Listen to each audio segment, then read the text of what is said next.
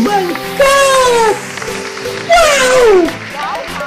Samantala panalo ulit ng bagong award si Michelle D, ang Best in National Costume Award. Hindi man nanalo ng corona si Michelle, ay panalo naman siya sa puso ng maraming tao.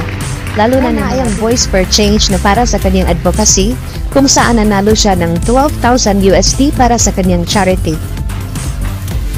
Pangalawa ay ang Spirit of the Carnival Award. Pangatlo ay ang fan vote na hindi naman in-announce sa mismong competition. At ang panghuli ay ang National Costume. Masaya tayo para kay Michelle. Verse 2023, Shanice Palacios, banned sa Nicaragua. National Director ng Miss Universe Nicaragua ay hindi na pinapasok muli ng bansa.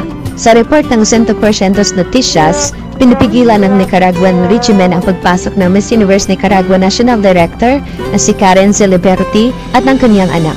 Sa pilitan di umano silang pinabalik sa eroplano papuntang Mexico. Plano din ng rehime ni Daniel Ortega, ang diktador ng bansa, napatalsikin si Shanice Palacios, ngunit pinawi nila ang utos ng malamang kinoronahang Miss Universe ito. Tila terorista ang turing sa Miss Universe Nicaragua organization sa ngayon. Tanong ng marami, magkakaroon pa kaya ng homecoming ang bagong Miss Universe? O magdudulot ito ng maraming problema sa kanyang reign? Ito ang kauna-unahang Miss Universe win ng Nicaragua, at huwag naman sana nilang sayangin ito.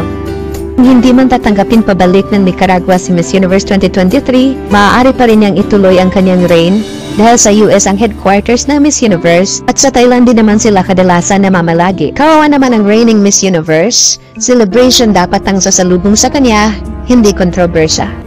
She doesn't deserve this.